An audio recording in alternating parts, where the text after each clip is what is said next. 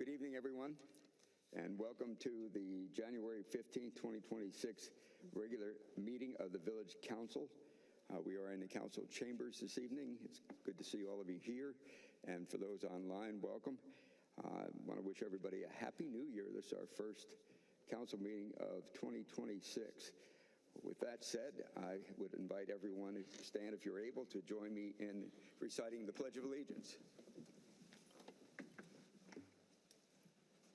I pledge allegiance to the flag of the United States of America and to the republic for which it stands, one nation, under God. The broadcast is now starting. All attendees are in listen-only mode. For all.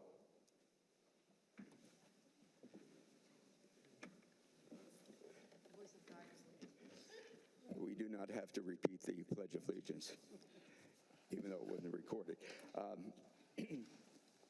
So again, I want to welcome everybody here this evening. I want to make special notice of the fact that we have a Royal Palm Beach High School student who is also a member of our Youth Civics Leadership Program in the back, and I know Mark has already signed in. Thank you for being here this evening. Stick around afterwards if you'd like to talk a little bit about the evening activities. With that said, we also have a couple of guests here this evening. Ira Brewster, who is the Director of Transit Planning for Palm Beach PalmTran, is with us, and he's going to do an informational presentation to us. We also have the Executive Director of PalmTran, Dr. Ivan Maldonado.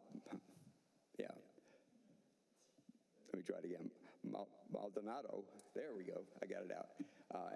So we really appreciate both of you being here this evening. I know we've done a pilot program, and I'm anxious to hear about the status of that and what the next steps might be in that regard. So without further ado, let me invite Mr. Ira Brewster up to do a presentation. Is he here? Okay, standing in for Mr. Brewster is his boss, which is an interesting situation. So first and foremost, I wanted to thank you for this opportunity and giving us the opportunity to talk about the service changes that are coming along this way.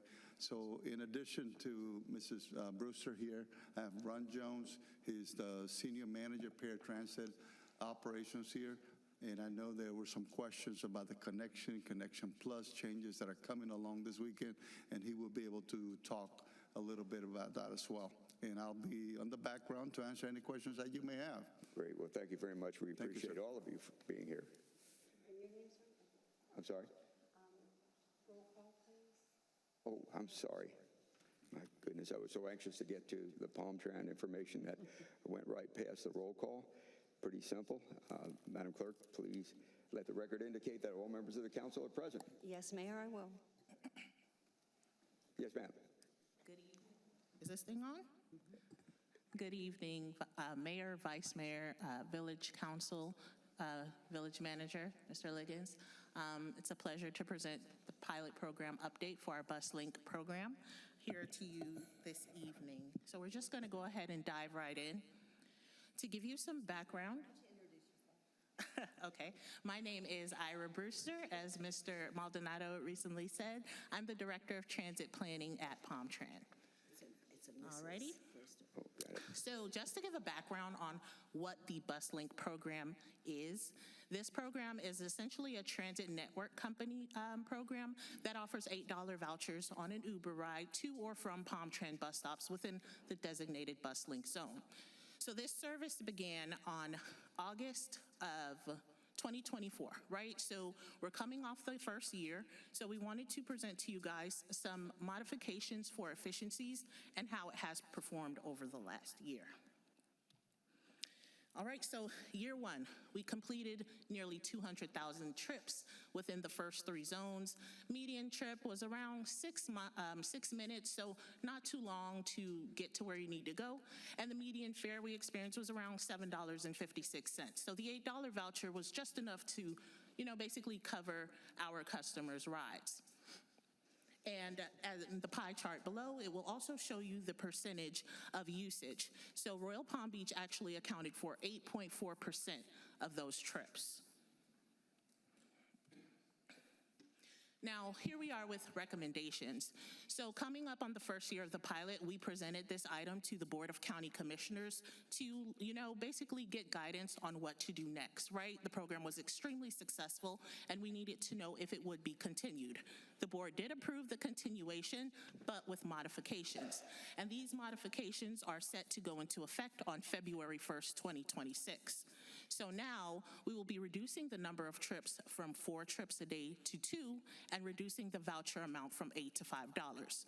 So within the Royal Palm Zone, the typical cost per trip was around $7.36. So by us reducing that voucher to $5, customers would only be paying around a $2.36 charge out of pocket, which is similar to what the fixed route service was at a $2 fare. And also, just to give you a guise of where people are going, that red area with the yellow middle, that is typically, the hot spots. That shows us where the customers were traveling, and the customers seem to be going where the old Route 52 went. So keep in mind, in order to do the BusLink pilot, we did have to eliminate service within the Royal Palm Beach area.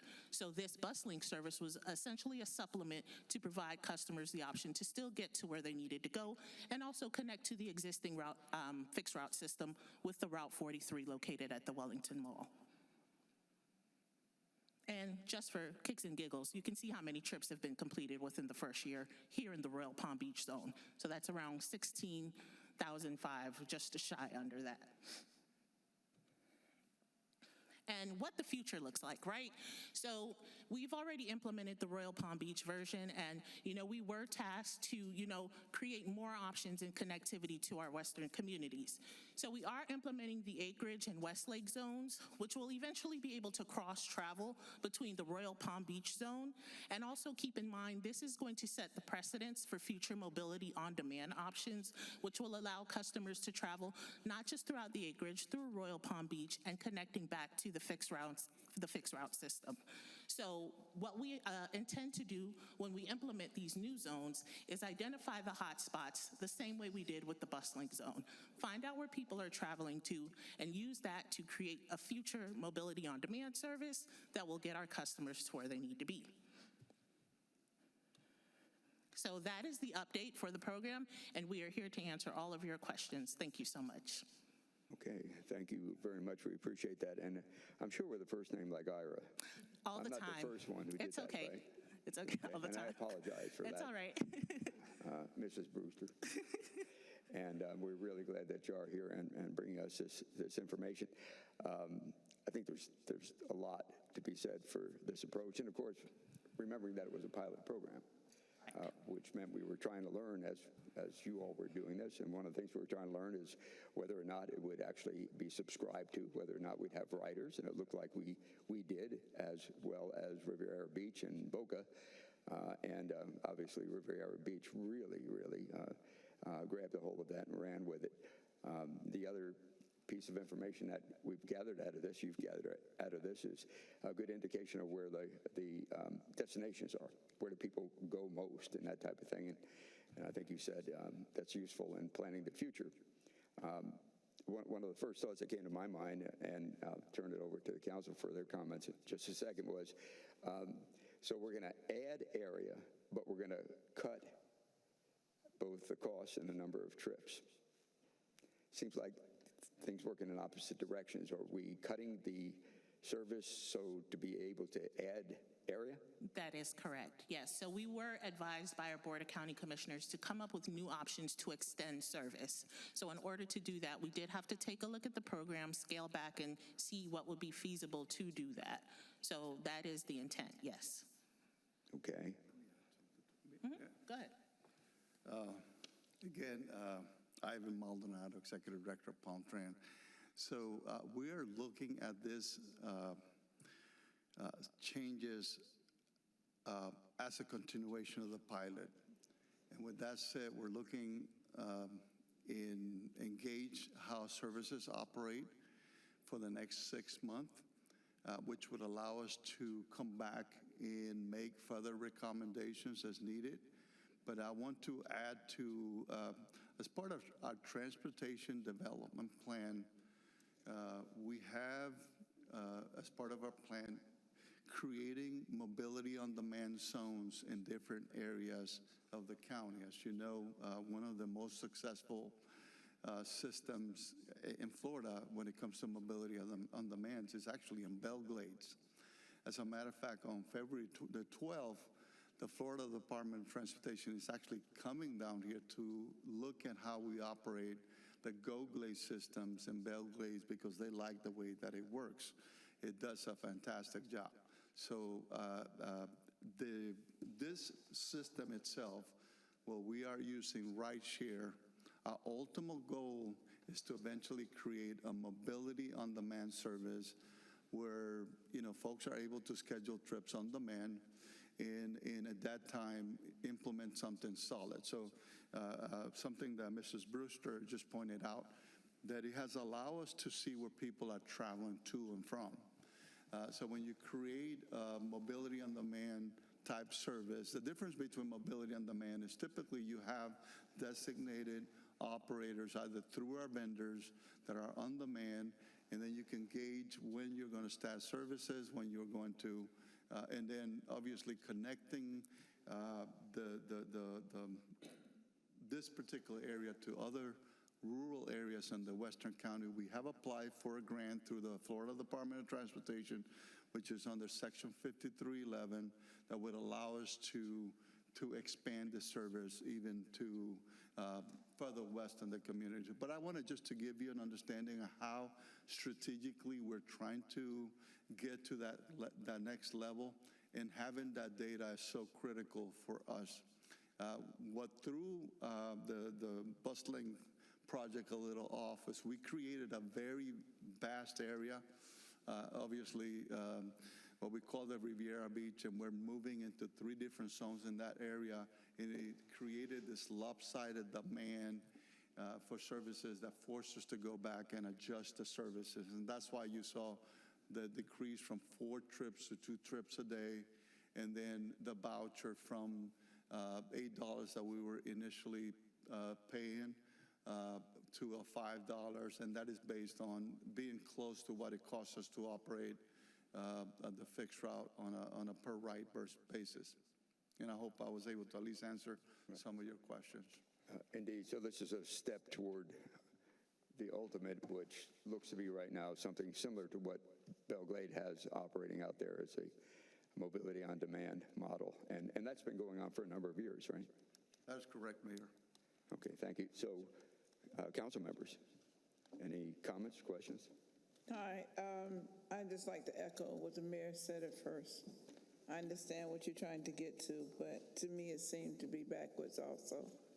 Thank you. Okay. Any other? Vice Mayor? I just wanted to make sure I understood. So the history is we used to have a bus route here in Royal Palm Beach, and we did away with that, and at least from what I have, to run that bus route, it cost about $600,000 a year. It was Seven- actually, seven- yeah, it was 750? about, the last full fiscal year was 1.1 million. Okay, so seems like with the new program, we had considerable savings of over $1 million, and Royal Palm Beach residents were only 8% of the new program. So I'm trying to understand, as a representative here in Royal Palm Beach, who pay county taxes, just like everybody else, why, after we've been involved in such a considerable savings to the county, that our residents are now basically being forced to get less service under this program, which seems to have been successful, and now they're going to be paying more under this successful program when we've, I guess we as a collective, the Royal Palm Beach community, is receiving over $1 million less in funding from the county for our transportation needs. Can you walk me through that? Why I understand, or my understanding, and correct me if I'm wrong, is the percentage of use and everything up in Riviera and West Palm Beach is what's driving the need for the change, but why does it have to be that Royal Palm Beach apparently is paying a disproportionate share of that? Is that okay? I can. Yeah, so, and I completely understand your concern, and these are conversations we have had. So the savings that we did see from the program were reallocated to higher performing routes. However, that does not negate the fact that, we still need service out here. So our original plan was to, pilot the program, right? Because this is a pilot and nothing's set in stone. Pilot, you check the performance on the ridership and use this information to gauge the future, which would be that mobility on demand option, which would provide more flexibility for the residents out here. Now, we definitely understand, concerns as far as Riviera and, some of the eastern communities really driving up that cost, but we don't want to paint the picture that out here doesn't matter. We've met with the village manager and other staff, just to gauge the appetite and to also see what the future can bring. So our plan is to identify, how the service works with this western extension with the mobility on demand. And we've also explored options. We're working with Uber right now to actually see if we could increase the voucher amount strictly for Royal Palm Beach. But that, that is still in the works. I can't make any promises, but we are looking at multiple options to, better serve you guys. And once we come through this 6-month period where we've evaluated the service, if we can raise that voucher amount, and Ivan, you can speak to this as well, we would be considering that. Okay, and if residents come to us, not only can we contact the county commission, but the Yeah, residents absolutely. as well, who want their tax dollars directed in a certain way, it would be the county commission to contact as well? You can Okay. contact them, you can contact us. We get customer concerns all the time. When we originally made this change, we got a lot of concerns in regards to the 52 going away, and we tried, our best to educate customers and residents about the, program and how to still get to where they need to go. Okay. So I'm looking forward to working with you guys, and please, if you all have any comments or concerns, feel free to email us. Mayor Hamara actually reached us out to a customer who was concerned about the bus going away, and he wasn't able to make his ADA trip. Well, a part of the BusLink program actually offers increased voucher amounts for those who have to make those ADA trips. So he was still able to get a wheelchair accessible ride on the program. So just let us know, and we'll be more than happy to help you guys out in the future. Thank you. Comments, questions? So I think, Mr. Maldonado, you mentioned that you might expand the program further. So will we be reducing from the $5 even less per Uber per trip? So we're reducing it from $8 to a $5 voucher, and reducing the frequency of 4 trips per day. Just allow folks to be able to get to that morning trip or any trip back and forth, so a return trip. So something I want to add to this conversation is that, as you know, the 39 municipalities are engaged right now with a major study of a master transportation plan. Transportation is, I would say, at the top of the list. It so happened that Ms. Brewster and I serve on that technical committee. We've been through a lot of meetings, so we're hoping from that master transportation plan to have an actual picture of where and how we're going to grow as far as transportation. I think there's a lot of good things coming. It's a transitional process. I wish it happens a lot faster than that. Something that Ms. Brewster mentioned earlier is that when we reshifted some of the funding, what we did is increase frequency on those routes that were getting people east and west, like the Route 43 that runs along Okeechobee. It goes all the way to the Wellington Mall. And we took it from a 20-minute frequency to a 50-minute frequency, and we were able to actually tie into additional FDOT funding to be able to do that. And that is the kind of stuff that we're trying to do. As a matter of fact, I just came from Tallahassee, where Major Hamara was at, and we had conversations with the folks at the Florida Department of Transportation about additional funding that we're trying to request to.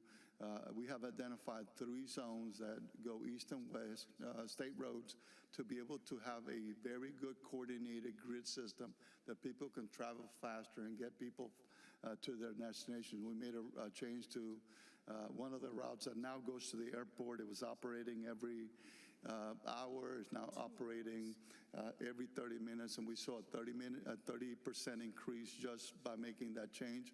We're looking at the Route 2 that connects to different tri-rail stations to get more expedited travel too. So it's just a matter of strategically building that system, and it takes, it is painful sometimes, and sometimes it's painful for us as we have to communicate to customers and look at the efficiencies. But our plan, obviously, is to get to that level where every single municipality in the county have the services that the citizens need and demand.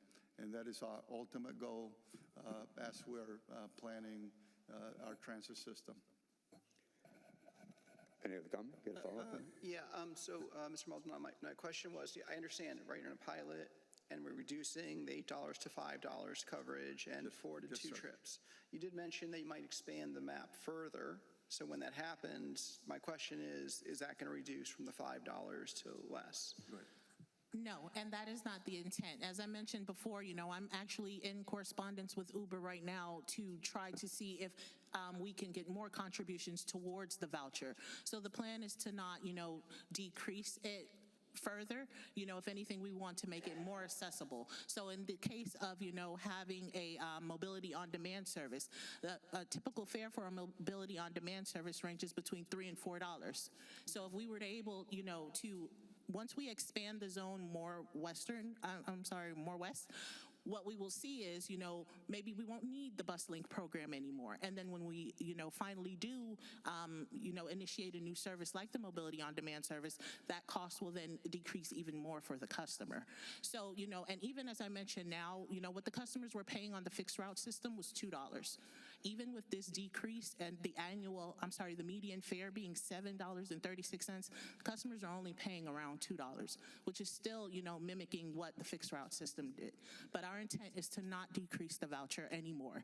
This is actually, so if you're familiar with these TNC programs, cost always seems to be like the biggest thing, right? Tri-Rail did it. They implemented vouchers, then they had to take them away. First step was they dropped it down to $5. Now they don't even have it anymore. Same thing in Miami-Dade. They had, some not mobility, but TNC zones similar to what we have. They had to scrap the program after it reached around $11 million. So the thing is, you have to identify these with a, very fine-tooth comb. But our goal is, we didn't want to take the 52 away. We didn't want to decrease the voucher. But, we do have to, follow, as far as like making the most efficiencies for us as well. So we'll continue to keep you guys as a partner and keep you in the loop, but our goal is to not decrease the voucher further. And if we do, we will come back and give you guys another presentation justifying that. But that is not my intent. I was just going to ask for that. Yeah. Okay, thank you. That is not my intent, yeah. Something? Thank you, Mayor. Thank you for the presentation. I'm curious about the 4 trips to 2 trips. What data did you use to determine those? And then what time are those 2 trips now that have been kept? Well, the service currently runs Monday through Saturday, 9 p.m. to 6 a.m. to 8 p.m., right? So it mimics the fixed route system. So a number of trips, we do have a lot of data. I can't tell you the time per se for the majority of the trips, but there was a methodology used when we, brought the trips down. Chris, do you want to come speak to that? I have staff here as well that was pretty integral in the data portion of it. Hi, Chris Walker, Interim Transit Service Planning and Scheduling Manager. So when we were reviewing the 1 year's worth of pilot data, we basically went to GIS and mapped where all the origins and destinations were, and then we kind of broke down into how many trips were occurring each day. To your point, we actually really didn't look at like time of day. It was just more of what day are these trips occurring and what locations are they occurring. And that's where we got the data for like the Riviera Beach zones, Royal Palm Beach zones, and Boca Raton zones. So is it possible that the ridership will have been reduced because the trips you took away were the ones that were more populated or more ridden? Possibly, as far as I can recall, I want to say it was like maybe 5 or 10% of riders were actually making more than 2 trips per day. It wasn't a large amount. Most of the people were maybe using a BusLink connection to get to the fixed route in the morning, going to work, and then when they came back home, that's when they're making that second trip. And can you talk a little bit more about the mobility on demand? Is this in Belglade, is this now an ongoing program, or is it also a pilot? So originally, that started as a pilot in 2017, and it was funded by the Florida Department of Transportation. The program was so successful that we were able to use $5311, which is federal formula funding, and to keep that program going. So it did start off as a pilot, and because it, imploded and was very successful to an area that maybe doesn't have as much service, we continued it going. So now it's, a standard program within our system. And I'm glad that FDOT is going to go study it as well. Oh, yeah. And so what kind of time frame do you think you'll roll out another pilot of this mobility on demand? Well, right now, we're looking at it short term.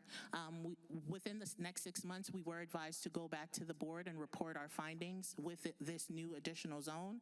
And what we're looking for is guidance from that countywide master transportation plan. And we're also in the midst of developing our transit development plan, which is a 5-year plan that we update every 10 years as a requirement of the state. So we're looking at all of this, and we're going to collect the data that we see. So I'm, I don't want to give an exact time frame because things change all the time, but we'll have a better guise within the next year. Great, thank you. And please invite me back. I would love to come back. You are hereby On the calendar. officially invited back. At least, I think you mentioned something about 6 months. You're going to be taking a look at what we have. One of the questions. Come back with that information. One of the questions I have is, how did you get the word out to the riders about this change, and what was their reaction? We did a lot. So we have a pretty robust marketing team. They were boots on the ground. They put up a lot of signage at the existing bus stops. So that was the first point of contact, right? Most of the riders got to see, hey, the stop is going away, or, please go to this website for more information, click on this link. We had QR codes. So that was really the street team probably hit it hardest. And we also sent out text messages to those on our mailing list, Paradise Pass users, any information we had for customers, we made sure that we blasted that out. Also, social media was also a big part of that. So our marketing team did, roll out. And also FDOT was so gracious to provide us a 30-day trial period. So we had the 52 running within the first 30 days of the BusLink program to transition riders, to let them know, hey, this is going away, try this service, but we still had your bus running. Right, I know that. So just as you mentioned, Dr. Maldonado, the timing is very good for generating this kind of data with the countywide transportation master plan underway.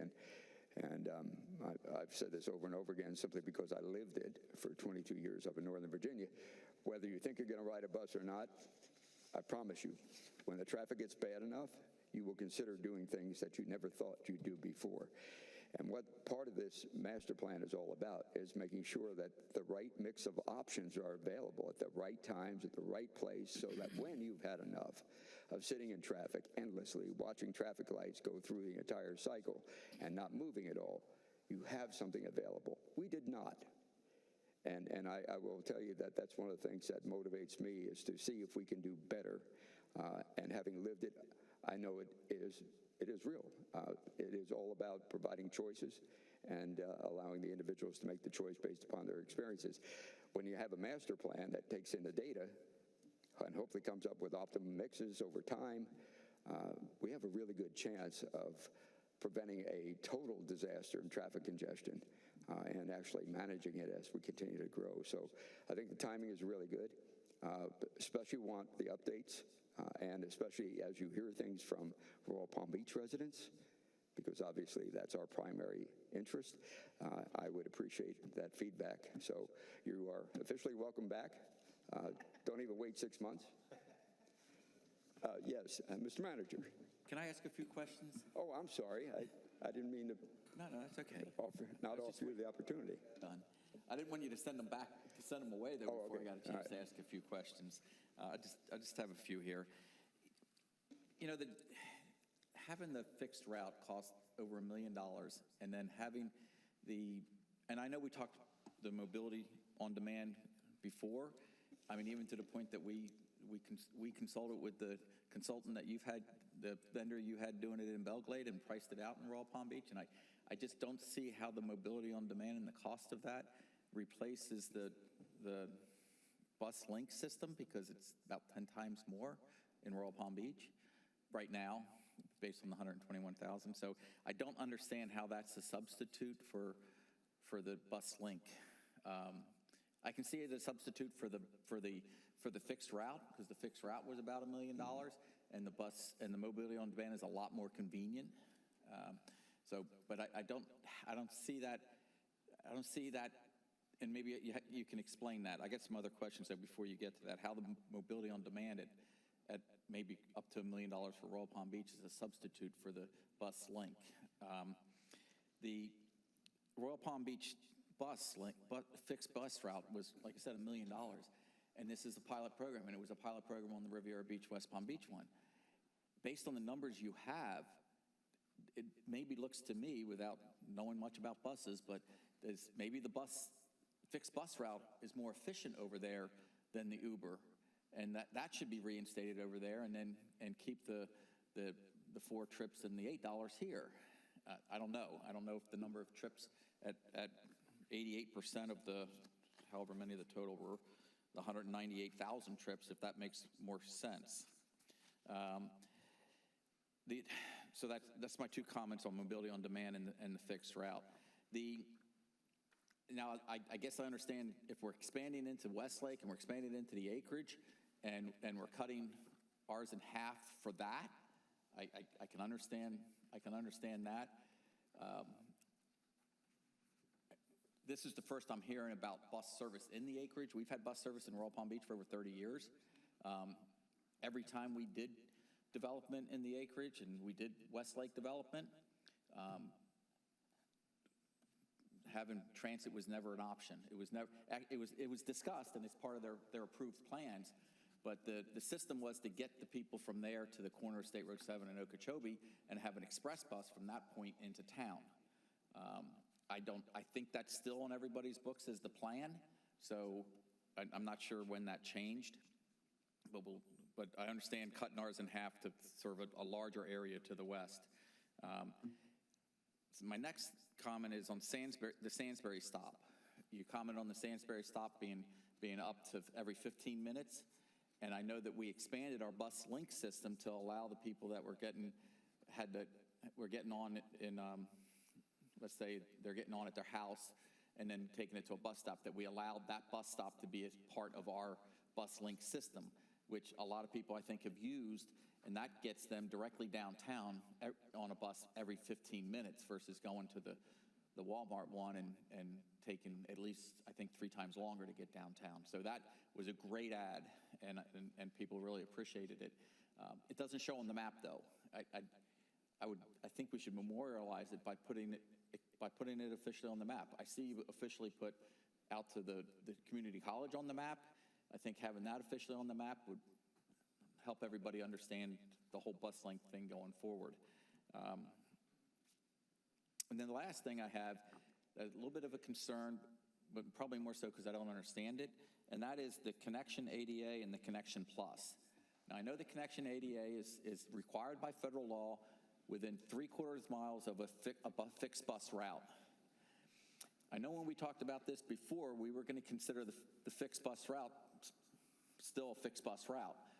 I don't know if we're not considering, now that 52 is gone, I don't know if we're not considering that route as a fixed bus route and still applying the Connection ADA to that, or if we're now grouping everybody into the Connection Plus, which is picking eligible customers up with an ADA ride.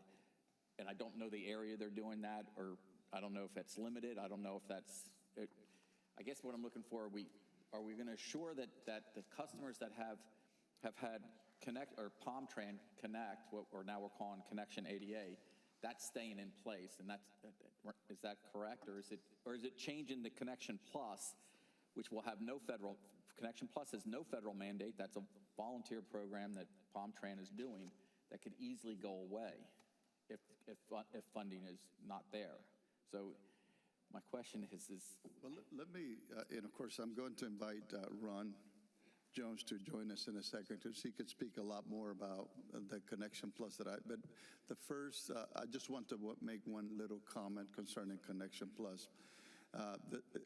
While it sounds like we are creating a total different system, the main thing that we're doing with Connection is we're identifying an area that falls under the 3/4 mile ADA requirement. That means outside of the network, inside the network, along any route, like the Route 40 that goes to Belle Glades, on both sides of that route will fall under that 3/4 mile.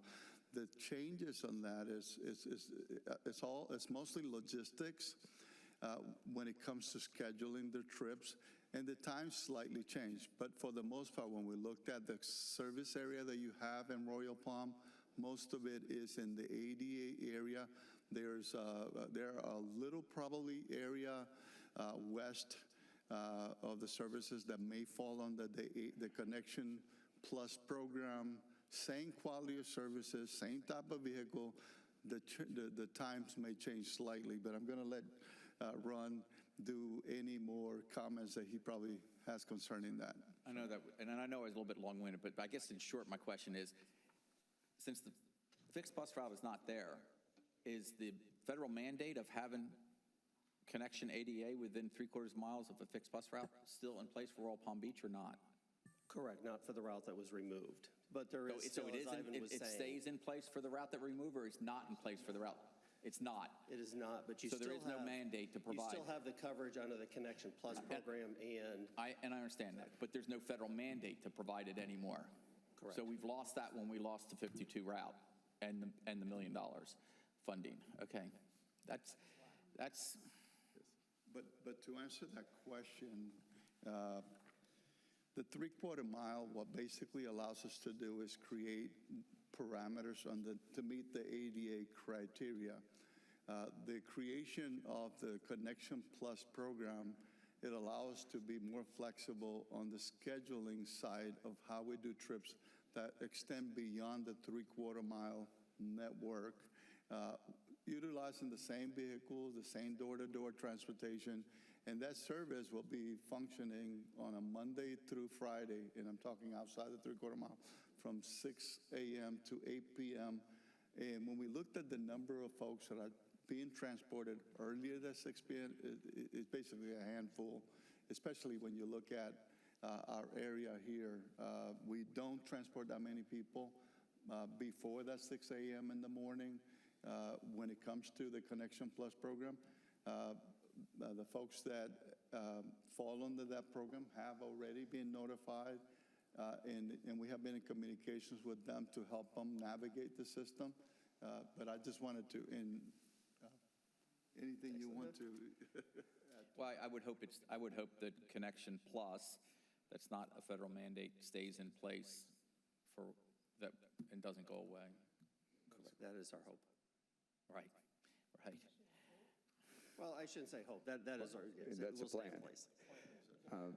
Demand. How does mobility on demand, that my understanding is it costs about $1 million in Royal Palm Beach. How is that any substitute for the bus link, which doesn't cost anywhere near that? Let me, if you don't mind, the advantages of mobility on demand versus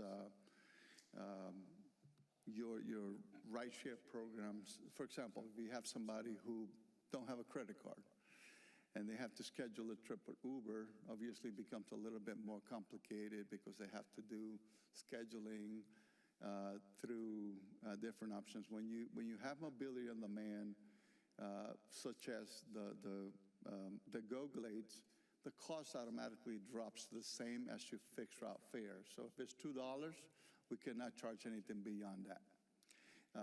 They are able to travel anywhere in the area, not just strictly to a bus stop or close to a bus stop. There's not a limitation on the number of trips that they can have. So you have a mobility on demand program, And if you want to take 10 trips a day, and we can accommodate, and I say accommodate because obviously it takes time to get to your destination.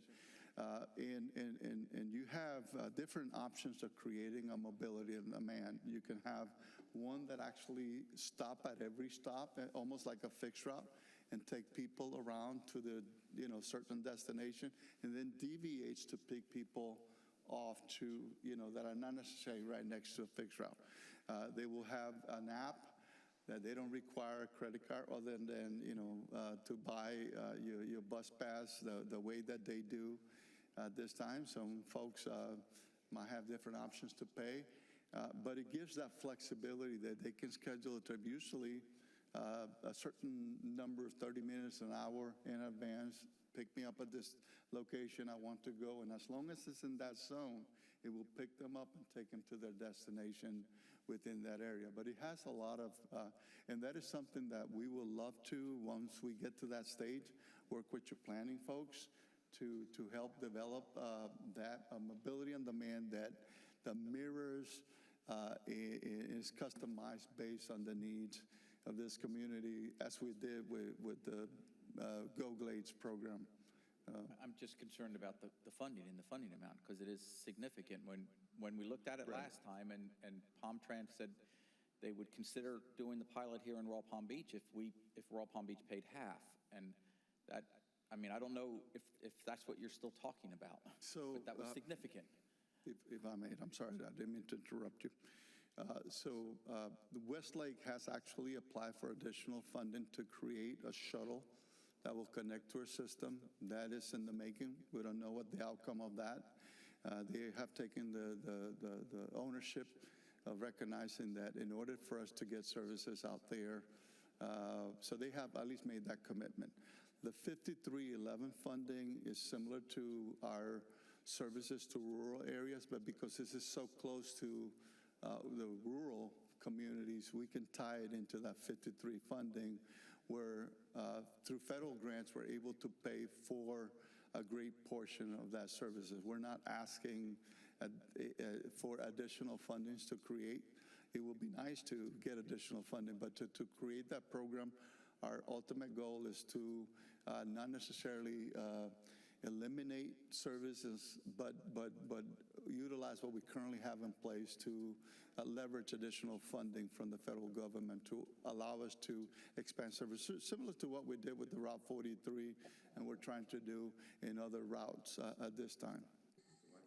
It's safe to say we really are interested in getting some updates and having some more time to actually learn more in depth about these various programs and approaches.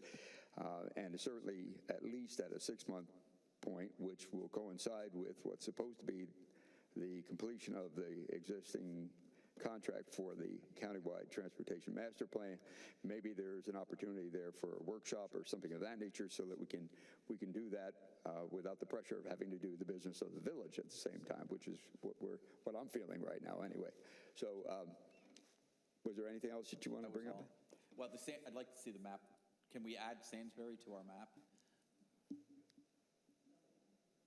I believe that what might be on the map already, it just doesn't stick out because it's not really a high... high density kind of a, high ridership. Interesting. I recall like the highest point was actually that Walmart at Belvedere and State Road 7. It's not shown on here. Yeah. It's not shown on here. We can go back and look at the data and see where it is. Okay, Vice Mayor. I apologize, but something the village manager said kind of had an alarm bell in my brain, and I have a younger disabled brother, but he lives in the northern part of the county in Jupiter, and you guys have done a fabulous job in getting him transported, and I really appreciate the program. But from what I was hearing from the village manager, if he lived here in Royal Palm Beach, because he's disabled, and if I understand that the program we're looking at is, looking to expand things, but if there is going to be no more ADA federal entitlement, because there's no bus route for him to attach to, and the county just decided, okay, we saved $800,000 off the backs of Royal Palm Beach citizens by getting rid of their route. Now we're going to save even more money by cutting down this Connect Plus program, it's sending off an alarm bell in my mind that, okay, my brother who has been extremely well cared for in his transportation, if he was with me in Royal Palm Beach, there's a possibility that he's not going to be taken care of in transportation at all anymore. Or that's going to be up to the county commission deciding they wanted to cut more money out of what Royal Palm Beach is getting to transport its citizens. Am I right about that, or I'm misinterpreting what this, because the big thing comes out, ADA entitlement is something important to people who are disabled and have disabled relatives. And if that could go away just by the whim of the county deciding to put less money into it because they took away our bus route, I'm really going to have a serious problem with that. And actually, that is a great point. The direction from the county commission has been to continue to provide the same level of service that we have provided all this year. As you may already know, unlike most transit systems in the United States, we provide paratransit transportation for folks countywide. We compare to, in fact, we're second in Florida when it comes to the volume of people that we serve, approximately 5,000 people daily. That is more than probably the Hillsborough Regional Transit Authority and Lynx, which operates in 3 counties in Central Florida combined. So the county commissioners, each of them have expressed the same level of interest that we want to make sure that our elderly and disabled folks are well taken care of. So I don't foresee that issue, but I have to be cautious. And I know Major Hamara was at the state Palm Beach days and the meetings, what is at stake at this time, and I'm sure you've had some conversations right now, are the taxes that are generated through property taxes. That could potentially affect future services as a whole, and I'm not just talking transit. We have gone before the commission, should there be any changes, with a process that gradually adjust services based on whatever percentage of funding we lose. But I will tell you, in our last option, and I'm talking about a major drastic change where all, ad valorem is taken out of the way, which I don't foresee that being the case from what I've heard in my meetings, but there could potentially be some changes. We will obviously look at how we can, for example, an easy way to address a reduction in funding is not changing the core services, it's just changing the times. So if for example, if I need to reduce a 5% or a 10% budget, the way that I've done it, I've worked at 5 different transit systems, is just changing frequency of services on your fixed route.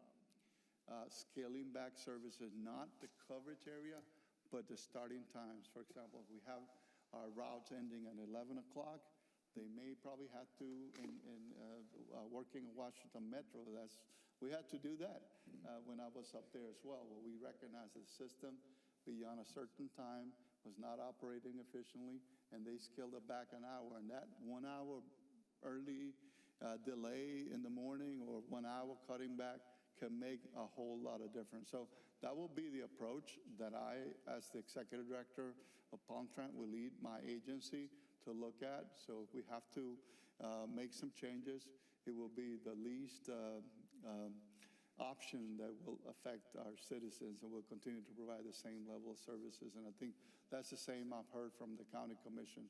So I know it's a long spiel, but I wanted to at least make you understand that we really care for the people that we serve. Right. I think if nothing else, you got the idea that we're very interested in this. And I'll tell you that one of the things that concerns me is not finding out that these discussions are going on until it's too late.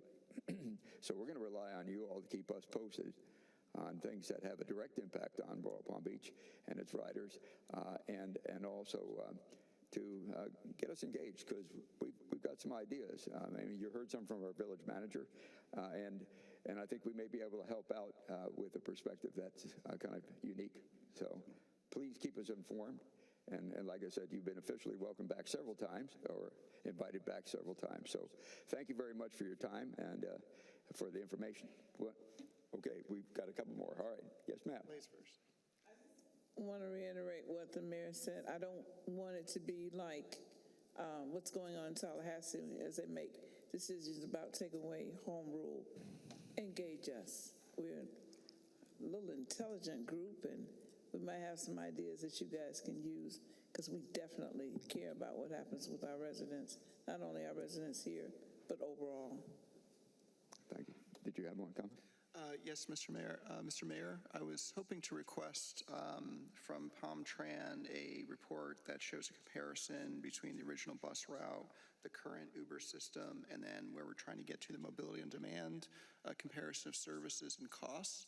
That might be helpful to us instead of waiting for the 6 months. Maybe we can get some information now. Could you provide that? We can get that information. That'd be great. Thank you. Appreciate that. And once again, thank you very much for being here this evening. Thank you for your time. Appreciate you. Okay, next on the agenda is reports. I don't remember where we began last year. Cutting myself some slack here, saying it was last year. Let's begin to my right with Councilwoman Sharps. Hello. It's wonderful to be back this year and to see all of your faces.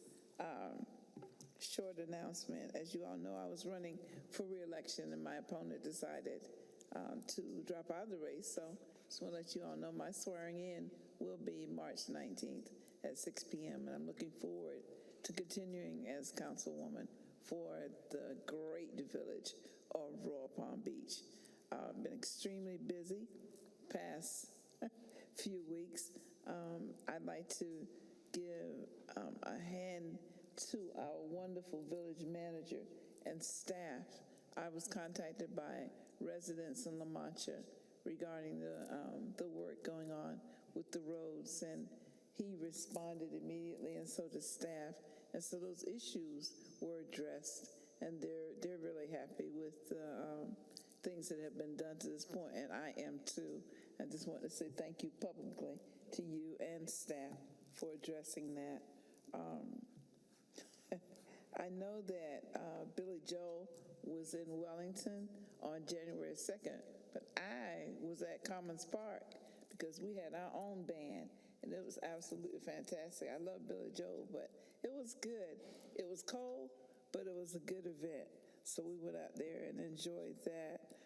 Looking forward to the MLK celebrations by CAPSI this coming Monday at the Cultural Center, as well as going to the Palm Beach County breakfast at the Convention Center.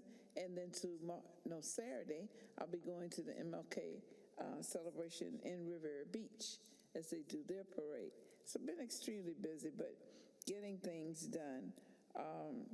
Paying close attention, of course, to what's going on in Tallahassee, getting ready to make that trip, about property taxes and insurance, and hoping that I can have some type of an impact on making sure that those things are addressed reasonably and with common sense and consideration for all municipalities and residents. And that's my report. Thank you, Vice Mayor. I guess my only report is congratulations to Councilwoman Sharps. I look forward to working with you in the future, and to all my council members and the village for being so kind and helpful in a difficult time for my family. So I really appreciate your help and support. Well, you know you have it. Thank you. But that's it, Mr. Mayor. All right, thank you. Yes, Dr. Miller. Thank you, Mr. Mayor. Good evening and Happy New Year. Congratulations to Councilwoman Sharps. This month, rather than my usual updates, I'd like to share an opportunity for the village and ask for the council's support. Across Florida and the nation, teacher shortages continue to worsen year over year. Fewer students are entering colleges of education, fewer graduates are entering classrooms, and retaining great teachers has become just as challenging as recruiting them. Communities that actively show teachers that they are valued are more likely to keep them. Communities that do not risk losing them. As a village that values families, stability, and strong schools, this is something we should be paying attention to. At our last strategic planning session, I proposed a teacher-friendly business recognition program. The idea is simple. Businesses that voluntarily support educators through discounts, appreciation efforts, or school partnerships would be officially recognized by the village. This creates a win for teachers, a win for local businesses, and a win for our community without raising taxes. Although I plan to revisit this idea during our spring strategic planning session, I'm pleased to share that I Think Financial Credit Union, located here in Royal Palm Beach, has already expressed strong interest in participating.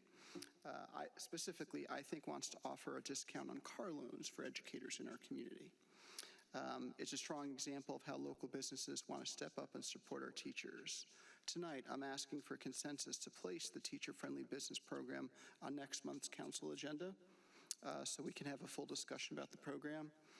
This is an opportunity to support the people who educate our children and strengthen partnerships with local businesses. I respectfully ask for your support to move this conversation forward. Any comment? From I don't have council? a problem discussing it. I don't have a problem discussing either, although I do have a question. Is there an urgency in discussing it next month versus waiting for a strategic plan in March? I think wanted to offer it sooner than later, which is why I was bringing it forward now. Okay. Well, without objection, and let's add it to the agenda for February. Is that all right? Thank you. Appreciate it. Okay. Councilwoman Brodusky. Thank you, Mayor. Hi, everybody. It's good to see everybody tonight. As promised, I'm following up on an idea that I brought last month as I went to the National League of Cities Salt Lake City conference. They talked about America's potluck to celebrate the 250th anniversary of the signing of the Declaration to take place the day after July 4th. So I did some research, and lo and behold, I didn't find a whole lot of information from the presenters that had given us information, right? I phone called, no answers. I didn't get any emails back. But I did a little bit of research. And so when we think about potluck, right, we think about block parties. And as we think about the entire village of Royal Palm and all of our parks, that is a huge, massive undertaking to which I don't think we are ready to go in that direction, because you're talking about planning and scheduling food and volunteers and kids' activities and music, and it just felt overwhelming to me. So I thought of another idea, and this would be very low entry for anyone who wanted to participate. And the idea is sort of like a reverse Halloween, where if you were walking around and knocking on doors for trick or treat, we would love for you to be the one walking around and offering a treat to your neighbor who is always giving you treats for your kids. Now, what would this do? It would be the opportunity for families to engage other residents, meet them, say hello, really interact with them in a very small, minor way, right? One of the things that they did have, and they did have a toolkit, I'm going to pass this out, was a little bingo card. Y'all can take one. I've got one for you, Diane and Mitty. And while we would have to recreate this one, you could go around, it's 25 boxes, 25 neighbors, meet someone discover someone whose favorite type of pie, or find out where your neighbor grew up, right? You could have this little sheet, we could initial it, and then I've spoken with a manager about an idea of if you complete it, bring it to the village, we'll have some sort of raffle, we'll offer up a prize, right? So that's one thing. If you want to participate, we also talked about identifying your house as someone to stop by with our little flags. We give those flags out on Memorial Day, and sometimes we do it on Veterans Day. And if you wanted to participate, you could put a flag in your yard. And we will, of course, call it something other than reverse Halloween. So it would be a stop by, a pop by. I've been calling it pop by, and when you call it pop by day, it sounds like pop by day, which I love. But we'll come up with something more creative. I've spoken with the village manager, and what would it entail from the team? Really, it's promotion.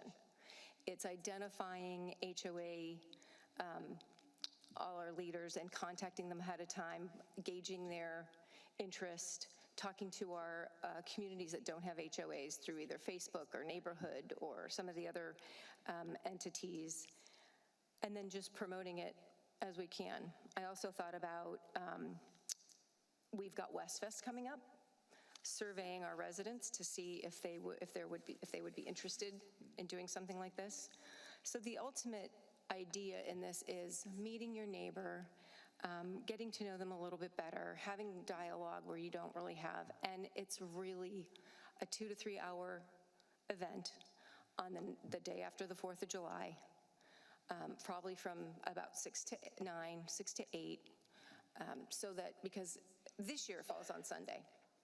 In future years, it won't fall on Sunday, but it will be like we do on Halloween, right? After work, we participate, that sort of thing.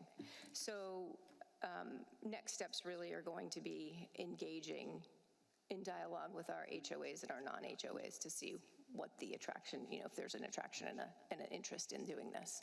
But what do y'all think? Any comments? Councilwoman Radusky, you said the day after the 4th of July, normally parents that have children run away during that time because school's out. So really this is geared towards adults. But they won't be home, is what I'm saying. Like my neighbors, they disappeared during that period. Well, this was the only time they have to go away. Yeah. This was the set date of America's Potluck anyway, the day after. So as it turns out, I think that's a Sunday, right? Correct. This year is a Sunday. 5th is a Sunday. And I understand what you're saying. Maybe it would be helpful to have this written down so that I could actually take a look at it and think about what you just talked through. I think the idea of reaching out to the HOAs, which is an easy connection. Sure. Right? A little more challenging in the non-HOA areas, but nevertheless still doable. Yeah. As you were just saying, just to kind of get a sense of interest, level of interest, and that type of thing might be a good next step just to see where we can go with this. I'll tell you, just you gave us out postcards shaped things that said potluck. Right. After you return from National League of Cities. I carried that with me to a couple of meetings I went to, and as we were talking about the 250th birthday of America coming up this July, I used that as an opportunity to talk about, well, this is a proposal, what do you all think? And the reaction I got was just totally interested in it. They think it's a great idea. Now, that's at this top level kind of a thing. You have to talk, as you just did, to the details of what that would actually be. Right. But I think there's a general interest. I think most folks are interested in doing something special around this 250th anniversary. And this sounds like something at least worthwhile putting out there to see what level of interest. So I agree with that. Yeah. The other thing, I think it's a great way to meet your neighbors. I just cooked dinner for the firefighters here at our station right there. And so we're having a cook-off. So they're going to cook Italian food. We're challenging each other. So it was great to get to know them and find out who they are and their families. And it went really well. So I think that's a great idea because, I love my neighbors. I love going to their house. Some feedback on what the HOAs think with kind of a description of what that activity actually is so we can take that around and see what we get. Yep. All right. That's my report. Anything else? Nope. That's my report. Oh, sorry. I thought I mentioned it.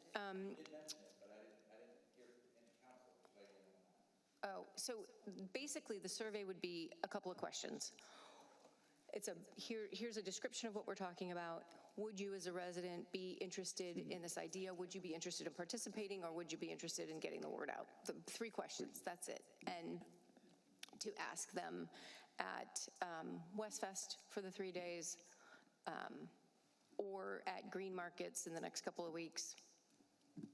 You're going to do the survey live in person, or are you going to do it through the app? In person on an iPad, asking questions.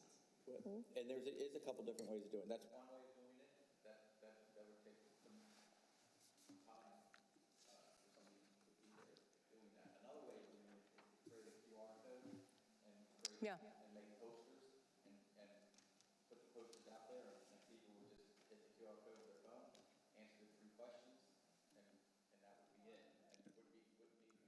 Yeah, that'd be easy.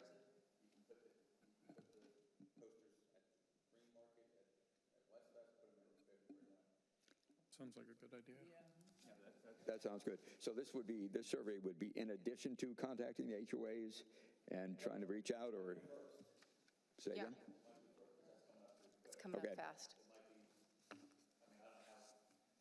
Obviously, you've got to get their attention with the survey. I don't know, it'll be a poster with something on it, and then when they hit the thing and then answer the 3 questions, and then Jan will have the information that she has on what we then would provide to the HOA. Okay, to give a level of interest kind of a thing. So it's a good combination.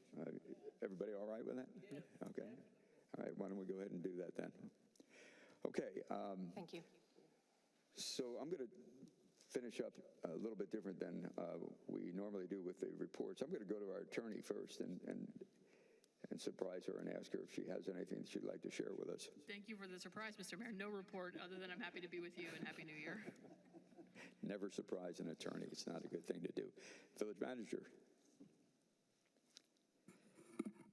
I don't know if this should have been the attorney's report, but I don't know if you didn't want to bring it up. You know what I'm going to talk about it, don't you? I do have a meeting next week with potential purchasers of Pod 6 of Tuttle Royale.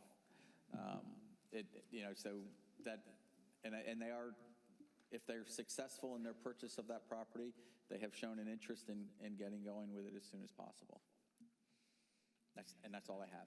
And the only thing I'll add to that, if I can, Mr. Mayor, is just there was some very new information that came late in the day today. So if there's any additional follow-up, I'm happy to have one-on-one calls with you. It's sort of evolving as we were getting here to this meeting. So if you have any questions, I'm happy to answer them one-on-one. Well, that's like one of those comments that you leave and everybody says, what? So that's a big deal, obviously. That is a big deal. It has a big impact on how we proceed with what we are now referring to as Tuttle Royale, but in particular the downtown area, which we're all interested in moving forward on that. So yes, one-on-one conversations would be a really, really good idea. Do you have anything else? That's all, Mayor. Thank you very much. So one of the things that was mentioned was that we had Palm Beach County Days up in Tallahassee, and that involves members, both elected officials and staff from the county and from municipalities in the county going up and talking to the legislators in session. And it starts on the first day of session, which is an interesting experience. If you've never been there for or never watched what goes on with the opening comments in the Florida State House or Florida State Senate, I can summarize it by saying it's political theater. That sounds kind of critical, but it really is a matter of putting out a couple of principal ideas that each one of the leaders did, and then following it up with encouragement to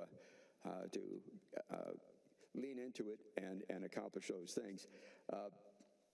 It's an interesting experience to be there. I had the opportunity also to listen to the governor conduct his state of the state, which turns out will be his last state of the state. So it was a bit of a victory lap, talking about the accomplishments and where he felt the state needed to continue to head. We were there for a number of reasons, not the least of which was to deal with some of the efforts that unfortunately continue to try to erode our home rule authority, the ability to decide things at our level. And our argument is simple. We are all very different, both municipalities, 411 of us in 67 counties. So different that whenever there's a top-down regulation or statute, it affects each one of us in dramatically different ways oftentimes. So one needs to be very, very careful when one takes a sledgehammer to a situation. I understand, and I can tell you that one of the primary themes in Tallahassee right now is affordability. It's expensive to live here in Florida. Did you all know that? I think you probably did, right? And we do know that. And so one of the major discussion items right now is property tax reform. And I will tell you, those who have been responsible for putting together budgets and delivering services and things of that nature don't say no. They say, let's figure out how we fix what is kind of a broken system. It really is. The property taxes, when you look at the complexity of it, it's almost as bad as our national income tax. Not quite, but almost. Very complicated, very hard to understand, very interactive pieces of it. So when you come up with a top-down fix, and the elimination of property taxes, not in my mind a fix, but it is a starting point for that discussion. But nevertheless, I think most people agree that there need to be reforms. Well, right now there are 8 bills in proceeding through the committees. One of them either made it to the floor of the House today or is on its way to the floor for approval. There's a wide variety of approaches that are being offered up in these bills. The Senate really hasn't been very clear on what they're doing. Somebody said they're trying to keep their powder dry, meaning they're waiting to see what the House comes up with. And then, of course, nothing moves forward without both the House and the Senate agreeing to it. And then, of course, it goes to the governor, and then it comes to us, the voters. So the message that we got over and over again in Tallahassee was, we will see 1 or 2 property tax reform bills as referendum on the November ballot.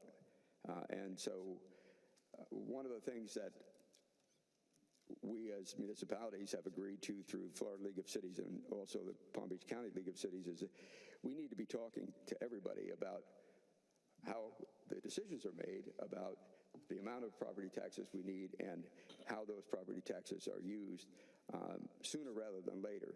Now, I can tell you, though, some of these bills are just wildly extreme, and it's hard to even begin to discuss, well, what if that happens? What if that happens? What if that happens?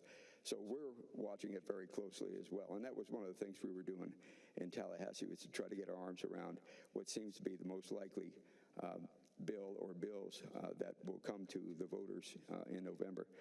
That's going to change. It's going to continue to change. One of the other things that we heard about, speaking of property taxes, was that the governor has indicated that he's going to require a special session of the legislature to continue that conversation of property taxes. And I think he's anticipating something less than a very totally agreed upon 1 or 2 bills. And so that's been put out there. And that would follow the special session that they're planning to have for the mid-decade redistricting.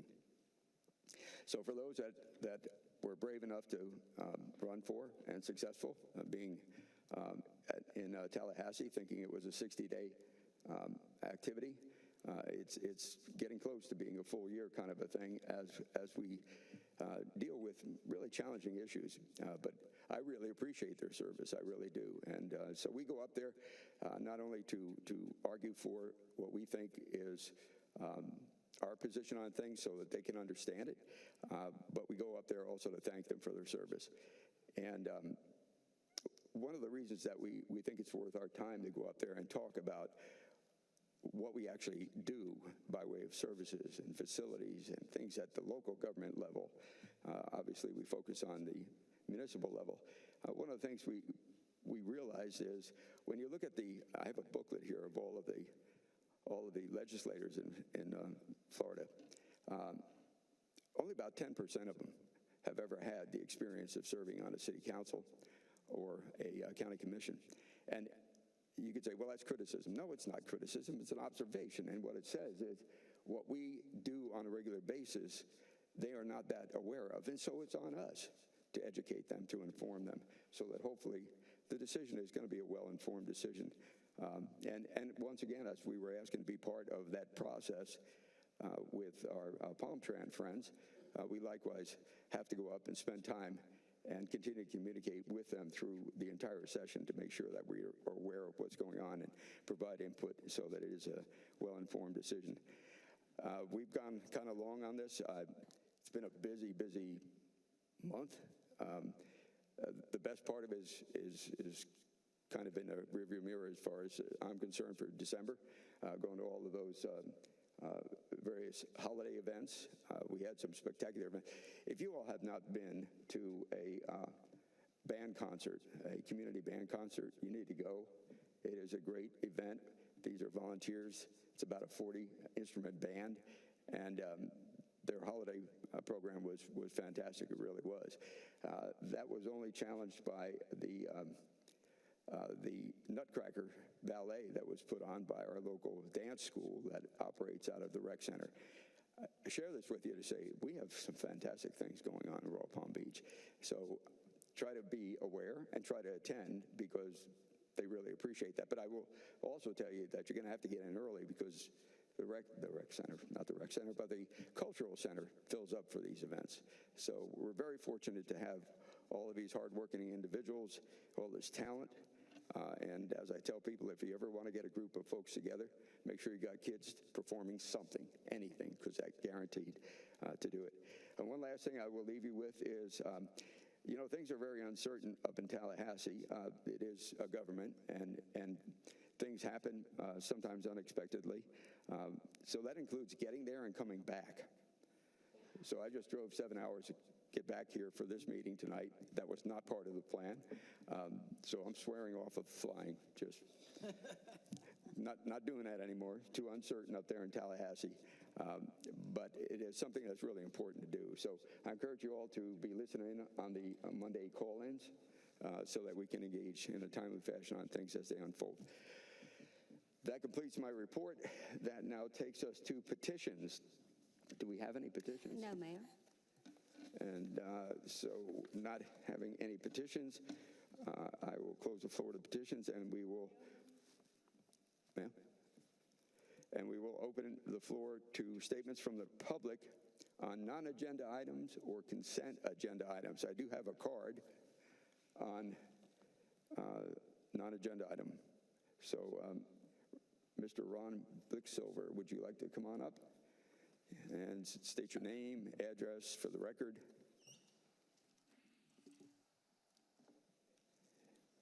And we appreciate your time. Ron Blicksilver, 102 Van Gogh Way, Royal Palm Beach. Been a resident since 2000.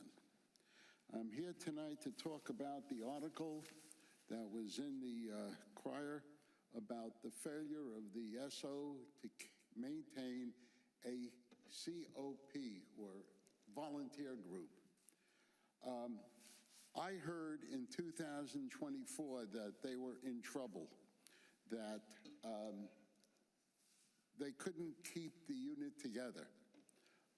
I attended the meeting and offered my expertise. I have 18 years of Coast Guard auxiliary training.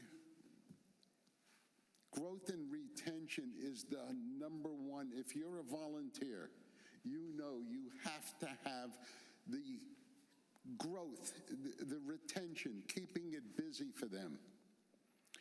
I just like to point that, as my note here, the SO does not know the value that we gave the police department with highly trained and motivated civilians operating on 4 cornerstones. One was road patrol, driving throughout the city. Second one was child fingerprinting. If you're looking at the screen that I am, this is something that we made up. The women made the curtains. We took the pipe and we made these, and we moved it around for the child fingerprinting program. This brings people to you. Right now on that program, you have the golden opportunity right outside the sheriff's office. Saturday, you have thousands of people there. When I presented them, do something like this in '24, I thought it was followed through. The COP has 3 units that are designed to help. There's a growth and retention unit, There is a recruiting unit, and they have a specialized child fingerprinting unit which operates off a computer. We had to use Polaroids. So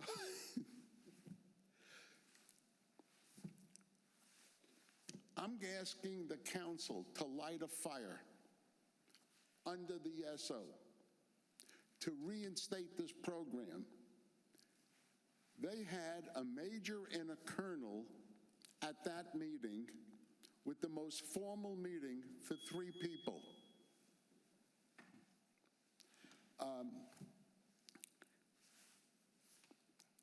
I offer my services as a help them recruit, to be out there with them. All I would be asking for is help from the sheriff's office, some blue lights, something to bring people to the booth. Okay, thank you.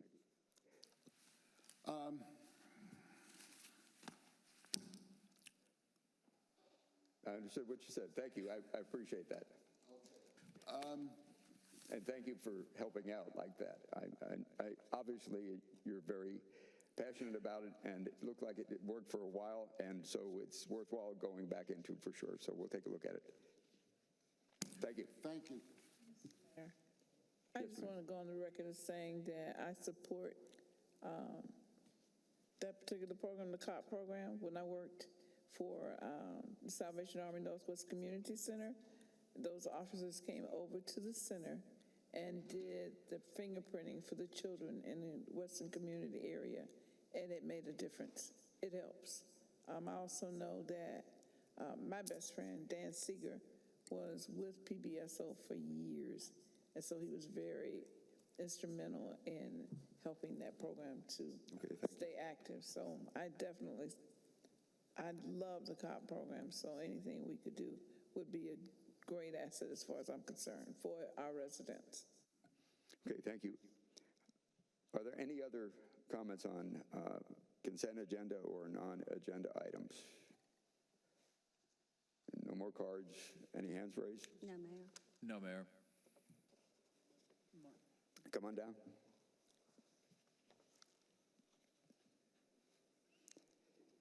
Name, address. Good evening, Council. Again, my name is Mark Vieta. I'm a student at Royal Palm Beach High School, and I'm part of their Navy JROTC program. I serve as the Command Senior enlisted there, and I just want to fill you in on a couple things that we've got going on. First of all, we have our Cadet Chief Pinning Ceremony tomorrow to congratulate our newest Chief Petty Officers that we have in our unit. They serve as the backbone, and being able to personally train them for the past 2 weeks has been a great opportunity after we came back from the break. They've developed as leaders. They're able to take charge of any situation now, and they're confident in their teaching abilities. So I'm very thankful for that. We will be at the South Florida Fair Kids Run on Saturday, and we will have a color guard present and also be working as part of the volunteers there. And we also have our military ball coming up next month, our annual military ball, which we are going to have an amazing time, which I really hope so. On a personal note, last time I was here in December, I mentioned to the board that I had completed my Eagle Scout service project. As of January 14th, 2026, I was recognized by the local Scouting America Council, Gulfstream Council, as now a fully fledged Eagle Scout. Well, congratulations. Congrats.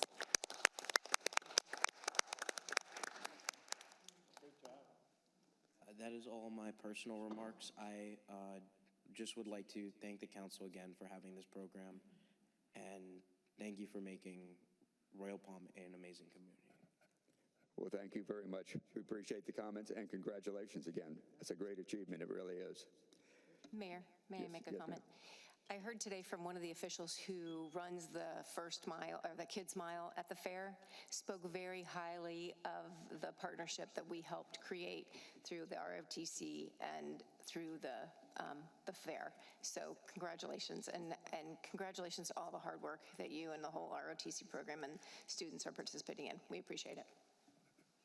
So the opportunity also to actually participate and see begins on Friday the 19th, or Friday the 16th, tomorrow, right?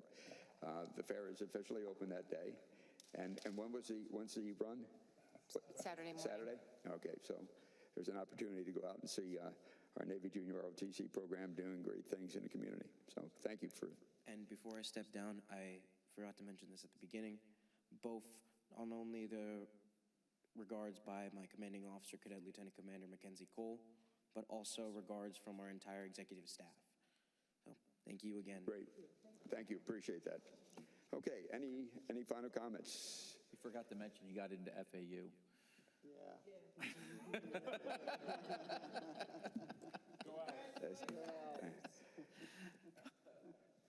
Definitely has a lot going on. No two ways about it. All right. Not seeing any more comments on either the non-agenda items or the consent agendas, that we then will move to the consent agenda, and I will ask our clerk to go ahead and read the consent agenda into the record. Yes, Mayor, thank you, I will. Number 1, approval of the minutes of the council regular meeting of December 18, 2025. 2, approval and authorization for the village manager to execute the first addendum to extend the architectural design services provided by REG Architects Incorporated for the first 2-year renewal period. 3, adoption of resolution number 2601, a resolution of the Village Council of the Village of Royal Palm Beach, Florida, adopting a revised schedule of fees and charges, specifically repealing resolution number 2531, providing that this schedule of fees and charges shall be available for inspection at all times at the Village Hall during regular business hours, providing an effective date and for other purposes. 4, approval and authorization for the mayor to execute a traffic control jurisdiction agreement by and between the Village of Royal Palm Beach and Wyndham Village Homeowners Association, Incorporated. 5, adoption of resolution number 2602, resolution of the Village Council of the Village of Royal Palm Beach, Florida, declaring certain personal property owned by the village to be either surplus to its needs and sold at publicly noticed sale, or determined to be obsolete, non-serviceable, or beyond economic repair, pursuant to and in accordance with the provisions and requirements of Section 2-3 of the Village Code, and authorizing the village to remove such surplus property when sold or disposed of from the fixed assets of the village. 6, approval of a special event permit for the Village of Royal Palm Beach to hold the Palm Beach Shakespeare Festival at Royal Palm Veterans Park on February 13th, 14th, 15th, and 16th, 2026, from 6 p.m. until 9 p.m. 7, approval of 6 special event permits for Our Lady Queen of Apostles Catholic Church to hold a fish fry at 100 Crestwood Boulevard on February 20th, 2026, February 27th, 2026, March 6th, 2026, March 13th, 2026, March 20th, 2026, and March 27th, 2026, from 5 p.m. to 7 p.m.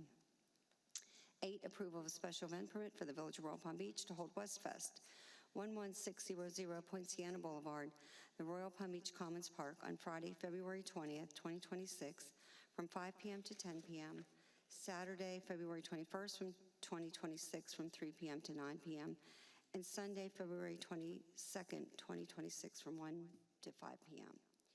9, approval of special event permit for the First Baptist Church of Royal Palm Beach to hold a father-daughter event located at 10701 Okeechobee Boulevard on February 28th, 2026, from 4 p.m. to 6 p.m. And 10, approval of special event permit for First Baptist Church of Royal Palm Beach to hold an outdoor morning service located at 10701 Okeechobee Boulevard on March 1st, 2026, from 10 a.m. to 2 p.m. Okay, thank you. Would any member of the council care to pull any item from the consent agenda? Yes. Yes, please, Mayor. Number 6. Okay, pull consent agenda item number 6. Any others? Not seeing any others, I will accept a motion to approve all of the consent agenda items except for number 6. So moved. Second. I have a motion and a second. All in favor? Aye. Any opposed? Not seeing any opposed. All of the consent agenda items 1 through 5 and 7 through 10 are accepted. Thank you. Thank you. So Number 6 was a special event permit for Shakespeare Festival. The dates listed are 13th through 16th. The actual dates are 12th through the 15th.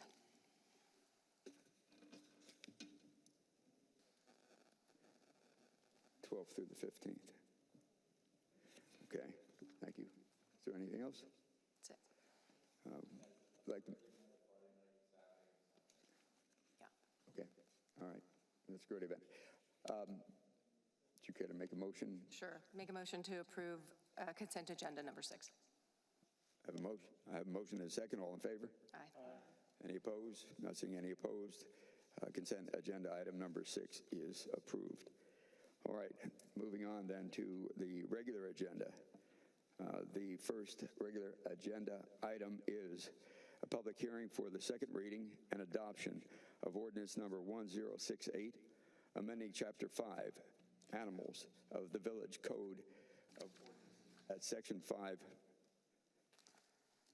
5.1 to add definitions and to create entirely new Section 5-18, general nuisances and habitual nuisances caused by animals, to address nuisances caused by keeping or feeding wildlife within the village.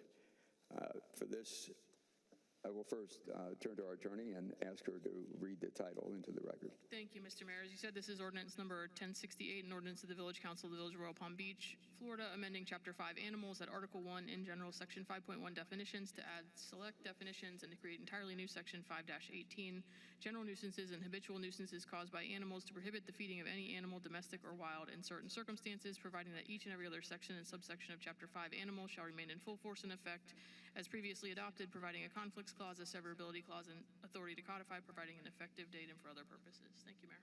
Okay, thank you. I'll turn to our staff and ask our community development director. Good evening, Mayor and Council. This is the second reading. We haven't had any changes involving the ordinance. I can let you know we have had some feedback on both sides of the issue, and many clarifications have come about. Just about how the ordinance is, the direction that we're moving towards, and how it's going to affect people's general behavior in general. So if you have any questions, I'd like to answer them, or we can proceed. Does the council wish to ask staff any questions about this at that point in time? If not, let me just ask what were the primary points that were raised in the feedback that you got? Well, there were several residents that called in and said, you know, they were thankful that we had an ordinance and started taking action towards it. Many of them felt like it was kind of late coming, and there were a couple that were concerned that they were engaging in the behavior that may be affected. As you know, and as we were directed, we did educate the people that we knew were going to be immediately affected, and most of them curbed their behavior and ceased to feed the wildlife. Okay, and so what we're doing now is a second reading for the purpose of adopting it at this particular point in time. All right, if there are no questions for the staff, then I'll open it up to the public for public comment. Now, I do have 2 cards. The first one I have here is Jessica Brent. Please step up and give us your name and address.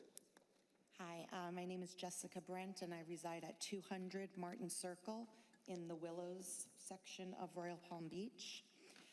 I've read through this R1, and I just had a couple of areas of concern with some of the verbiages that are here. So on one area, it says allows on village-owned property and within the public right-of-way, the village to remove or contract for removal an appropriate entity and such nuisance animal as authorized under applicable state law and regulations. So my question to that is that by applicable law, are you referring to Palm Beach County Ordinance 9822, where certain domestic animals being sterilized community cats would be normally protected? Is that what that's referring to? I defer to our legal counsel in regards to that. One of the things that we're trying to do, though, is get some information from the public about this, and it is our second reading. Can you address that specific question? So I can. I think the preference would be to hear all public comment, and then I'm happy to answer any questions. But rather than go back and forth, typically public comment is directed toward the chair of the board, and comment is made, and there's no dialogue. So I'm happy to address them at the end, but I would prefer that you take all public comment at this time. Record any of those questions, and we'll give you the answers And I have a at the couple end. more concerns with some of the other verbiage in here. Another one is allows the imposition of monetary fines, penalties for these civil infractions set forth not to exceed $500, and that this ordinance is going to be enforced by, what was it? Code enforcement. Code enforcement? Normally in these cases, wouldn't this be enforced by Animal Care and Control or Florida Wildlife? It just, and the only reason I'm asking is because in another paragraph on here, it says that it only takes one sworn affidavit from a resident to attest that an animal has been a nuisance in order for the person to be eligible for a fine.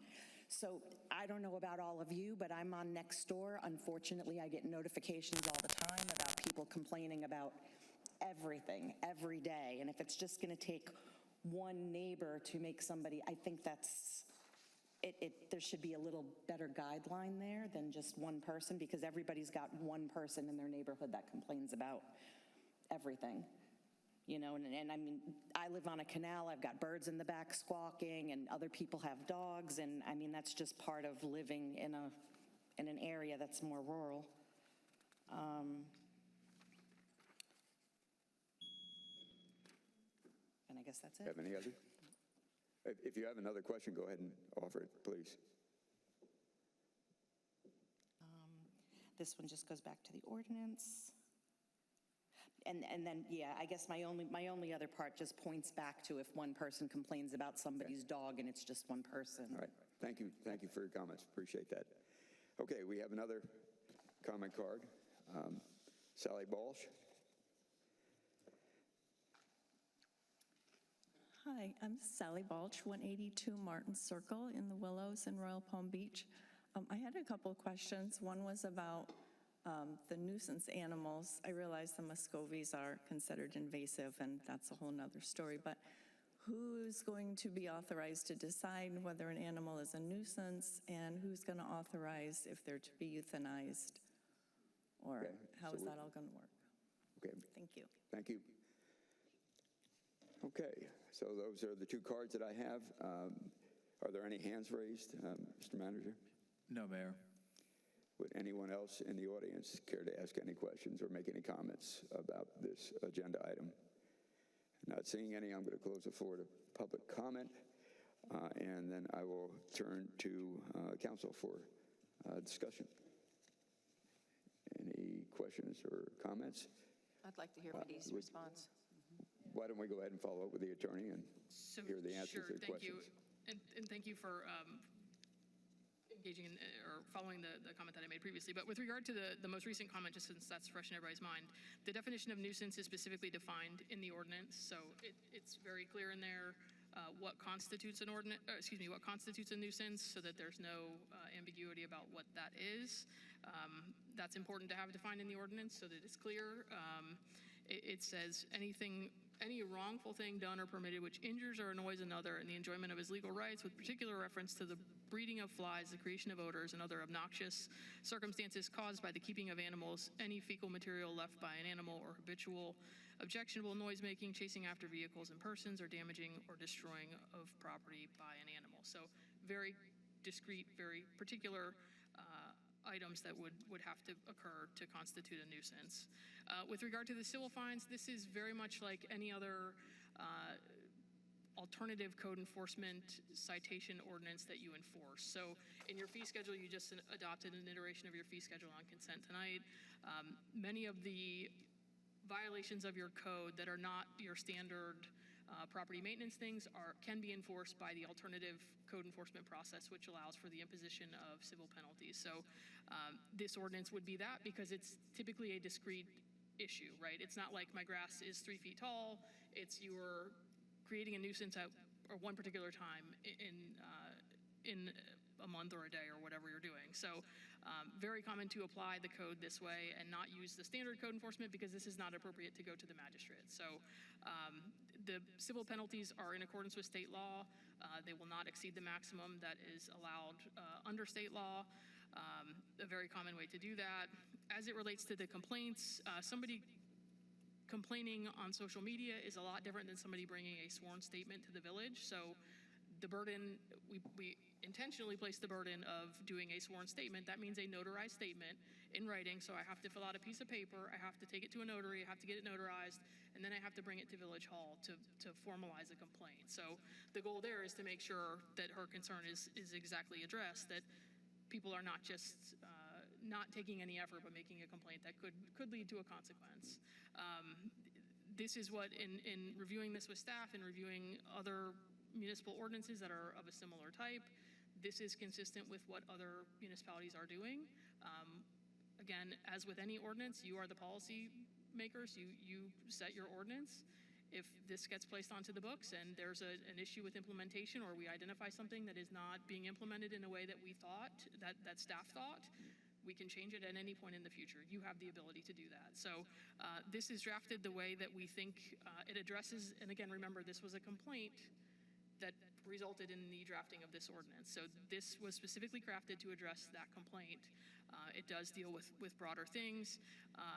Just while I am speaking, I will note that there were conversations that I was involved in with regard to the community cat issue. I have verified that this does not conflict with the county's ordinance, so we're fine there. But again, if there's anything that we need to change in the future, we can certainly do that. But we drafted this to address a resident's concern, and we as staff think that we've brought you a draft that does that. So I'm happy to answer any other questions, and I hope I successfully addressed the public comment. I think you did. Does the council have any follow-up questions or comments for the attorney or one another? All right. Well, not seeing any then. I'm sorry, we really can't do that. So one of the things that, as you just pointed out, we went to an extreme level of doing was defining. Terms are incredibly important, and that's why the definitions were not just created by us, but also we leveraged others to accomplish basically what was brought to us as a problem that was recognized by the council as a problem that needed to be addressed, and we had no way of addressing it. So this is a step in that direction. And just as our attorney reminded us, we create a policy, we can change a policy, we can amend it. If it becomes problematic, if we find something through the actual implementation of it that we didn't see at the outset, we could go back and fix it. Rather than not doing anything or getting tied up in trying to make further adjustments at this point in time, unless there are some other comments from the council, I would look for a motion and a second. Approve regular agenda item R1. I have a motion, I have a second. Any further discussion? I'll just leave it open one more time. If not, I'll put it to a vote. All in favor, say aye. Aye. Any opposed? It passes unanimously. Thank you very much. All right, second regular agenda item is public hearing to consider application number 25-025, Comp Plan Text Amendment, and adoption of ordinance number 1057 on second reading. An application by the Village of Royal Palm Beach amending the future land use element of the village's comprehensive plan to create an entirely new future land use designation, the Mixed Use Social Center, less than 40 acres, MXS, less than 40. And I will now turn to Mr. O'Brien, our Planning and Zoning Director, for, I'm sorry, I need to turn to the attorney first. I do need to read this one by title, so I'll do it as quickly as I can, probably not as fast as Keith, but as quickly as I can read. So this is, as you said, ordinance number 1057, an ordinance of the Village Council of the Village of Royal Palm Beach, Florida, adopting an amendment to its comprehensive development plan in accordance with the mandates set forth in section 163.3183 et sec, Florida statutes, pursuant to village-initiated application number 25-024 CPA text, which provides for amendments to the text that future land use element in order to create an entirely new future land use designation, mixed-use social center less than 40 acres, MXS less than 40, providing for transmittal to the State Land Planning Agency, providing a complex clause, a severability clause, and authority to codify, providing an effective date and for other purposes. Thank you, Mayor. Okay, thank you. Now I'll turn to Mr. O'Brien. Great. Thank you, Mayor, and congratulations, Councilwoman Sharps. In June of 2021, the Village of Royal Palm Beach partnered with the Treasure Coast Regional Planning Council to conduct a comprehensive State Road 7 corridor study. The objective of this collaboration was to help the village envision future development, potential opportunities along State Road 7 corridor. Additionally, the study aimed to provide recommendations for potential amendments to the village's comprehensive plan and zoning code, aligning them with future market demands and redevelopment opportunities. As part of the State Road 7 corridor study, the Treasure Coast Regional Council developed a series of conceptual redevelopment plans for 4 sites along the corridor. The redevelopment concepts illustrated new building blocks, roadways, and public open spaces. The mixed-use social center, greater than 15 acres, less than 40 acres, is intended to allow for medium to large-scale innovative and urban mixed-use developments that provide integrated, vibrant, and compatible and complementary uses within a single development along the State Road 7 corridor. In a MXS, less than 40 land use category, multi-purpose buildings that permit a mixed-use compatible uses are required. Land uses standards shall clearly require integration of these uses. The MXS project shall be reviewed to ensure that provisions for transition areas are established with adjacent land uses. A minimum project size shall be between 15 and less than 40 acres. Residential uses shall meet the following density based on gross acreage. That would be 14 dwelling units as a minimum and a maximum of 25. Non-residential uses shall meet a minimum FAR of 0.2 and a maximum FAR of 0.75, and no less than 20% of the total project site shall be dedicated to open space. Mass transit or multimodal facilities may be included within the project, or convenient access shall be provided to mass transit. The local planning agency heard this application and voted approval of this amendment.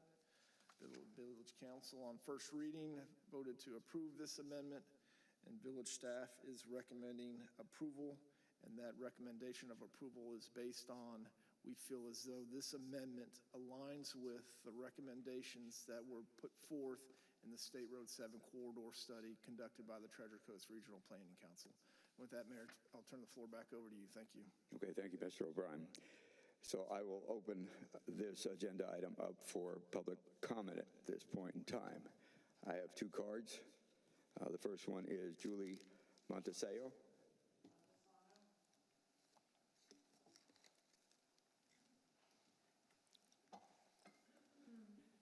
It's your name and the address. Julie Montesano, 2204 Ridgewood Circle, Royal Palm Beach.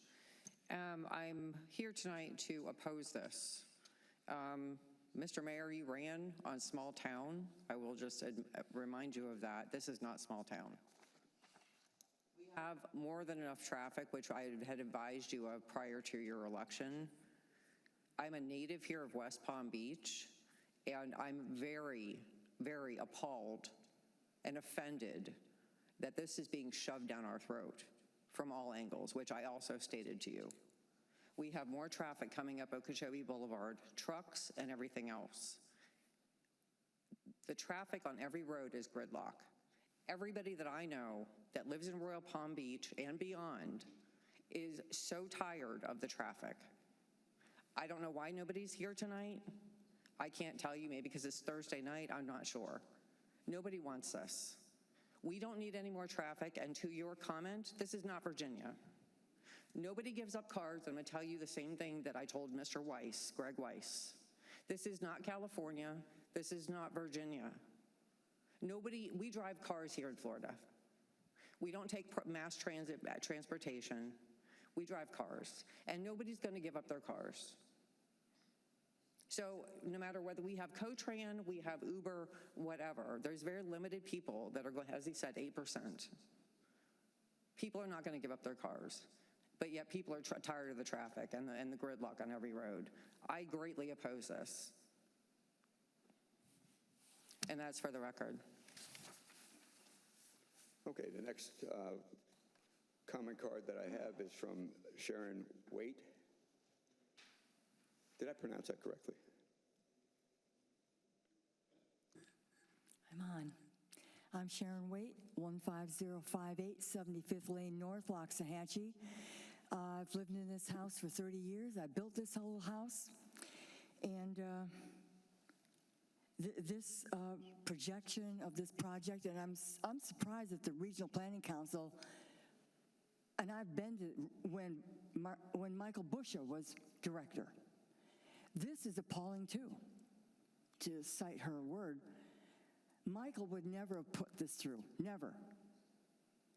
And is an EIS going to be done? What's the height requirement? You're going to blow the plan the way it is and create your own height limits? What about density? That's insane. So the kind of living quarters that you're talking about, is that 3 or 4 stories? What is that? We can't have this in Royal Palm Beach. We can't. It's awful, absolutely awful. Palm Beach County is not known for looking like, oh my God, I hate to even think that you're going to turn it into what Lake Worth looks like, except it's not going to be sitting on the street. Is that what you want to bring here? No. Nope. And we are not going to have Palm Tran in the acreage or Westlake. Westlake, I talked to the owner of Napa, car parts and anything to do with cars. They're going broke because nobody in Westlake will shop there. They have these high-end cars. They won't go to anyone but the dealer. So who's going to give up their cars? Certainly no one, and we certainly don't want buses all over our private roads. We in the acreage own our roads. We don't want buses on them. And everything that's being built on North Lake, those dump trucks and semis are coming down our private roads that I pay for out of my own tax money to Indian Trail. We don't want them, and we don't want any more traffic coming through our neighborhoods either. People don't know that we own our roads. They are not community or Palm Beach County roads. They aren't. So I'm on record. I'm going to be at Planning and Zoning, and I'm going to be there.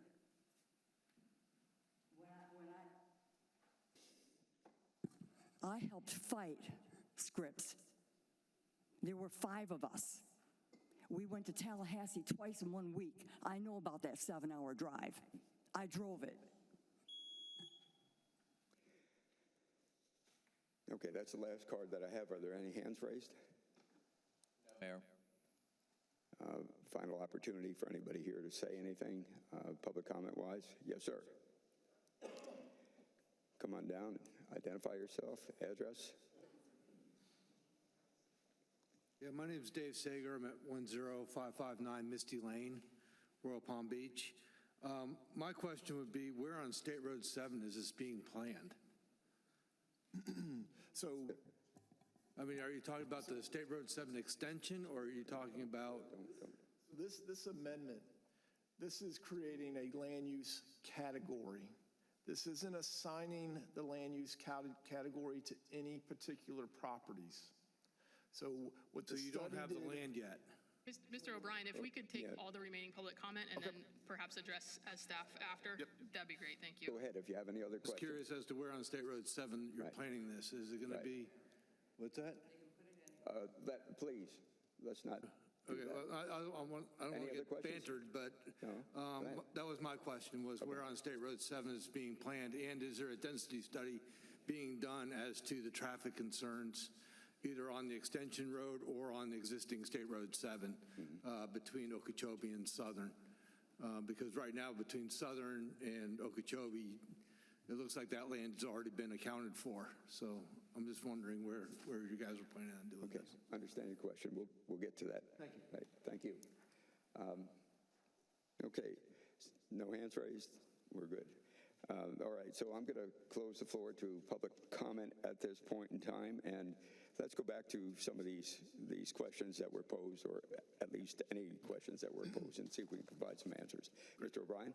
Okay, great. Thank you again, Mayor.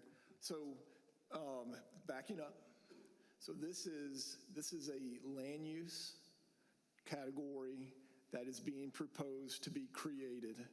This land use category can be applied to any properties within the village, or a request for this land use designation can be made on any properties within the village of Royal Palm Beach between 15 acres and less than 40 acres. So what this does is the study, what the Treasure Coast Regional Planning Council did is they came out, we had asked them to study the State Road 7 corridor, and what they did is they came up with a redevelopment plan, or I shouldn't say plan, a redevelopment opportunity. They looked at 4 different properties and what those properties could handle with a redevelopment potential of a mixed-use social center framework. And they identified what they did was they looked at those properties, and they looked at common densities and intensities. When I say densities, I'm talking about dwelling units that you would live in, apartments. And intensities, when I say intensities, that is your non-residential square footages, your floor area ratios of the number of square feet for commercial development and the square footage of the entire site. So that's that ratio, right? And so they studied those 4 properties. They came up with a recommendation as to the density and the intensity that, I don't know if they averaged it out, but they came up with a recommendation based on those 4 properties that they studied. And that, if I could get the slides to be shown, please.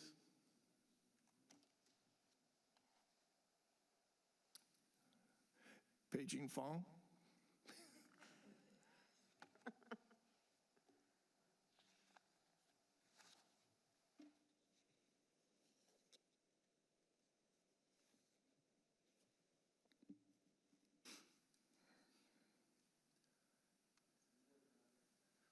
Okay, thank you.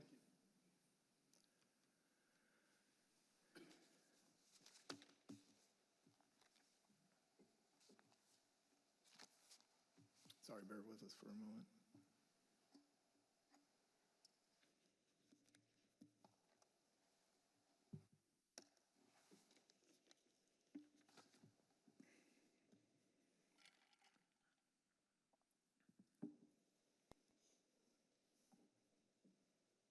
You have it. Okay, so as you can see on this slide, under subparagraph A, we have a minimum project size of 15 and less than 40 acres. Subparagraph B, which outlines those regulations regarding residential uses, a minimum of 14 dwelling units per acre to a maximum of 25 dwelling units the acre. That minimum is where our maximum is currently. So it's taken from the maximum that we currently allow and potentially allowing 25 dwelling units to the acre. And then the subparagraph C, where you have a minimum floor area ratio of the office, retail, and services at 0.2 and a maximum of 75, and an open space no less than 20%. And that's the rundown of where this text amendment to the comprehensive plan came from, and a little bit of background of as what exactly it is. It is not assigning this land use designation to any particular properties within the Village of Royal Palm Beach. that would come from a request from an applicant, whether that's the property owner, developer, contract purchaser, and then that would be evaluated by this council. Okay.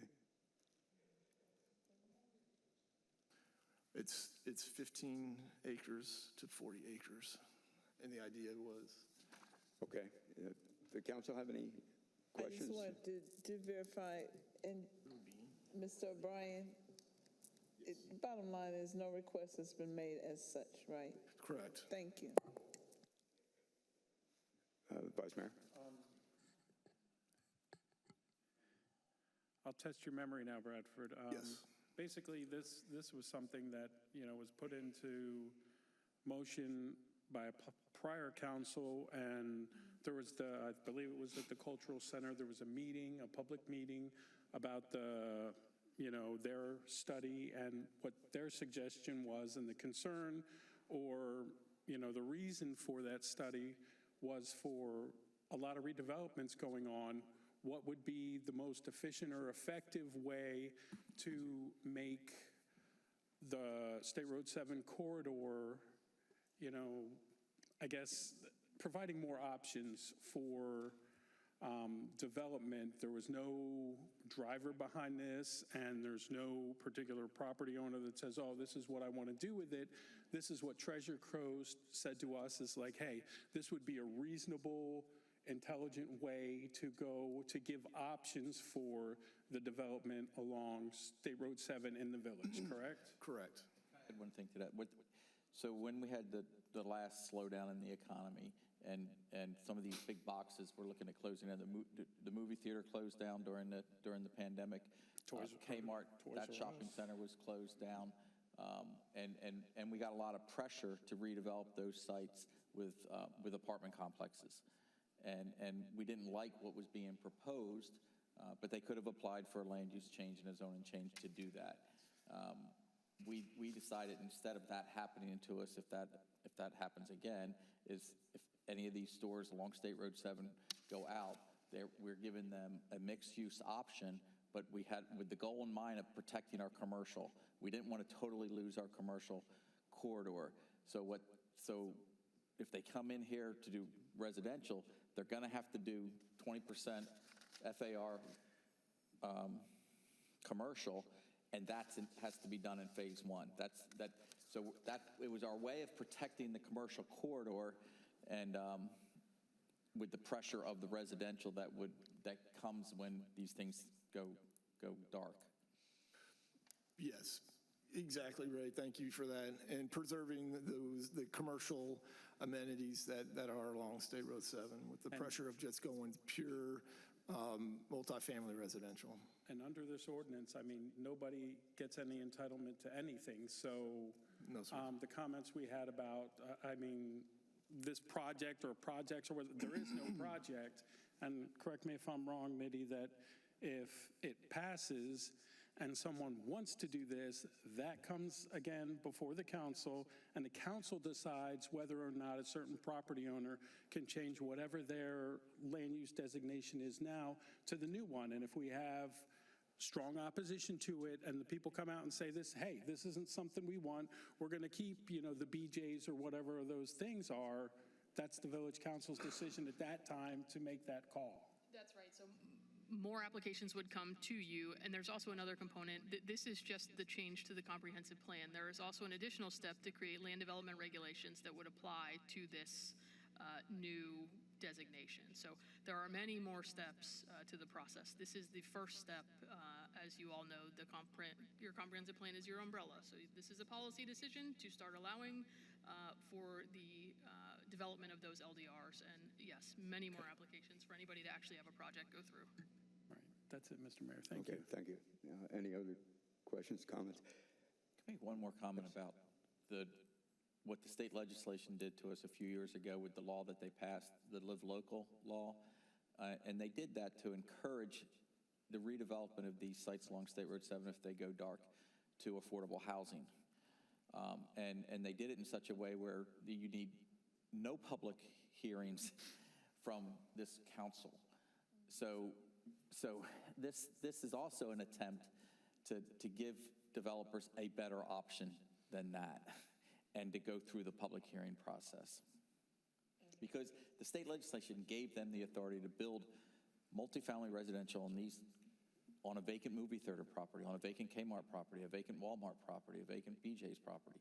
And this is our way of getting back on offense and protecting our commercial corridor and making it go through the public hearing process.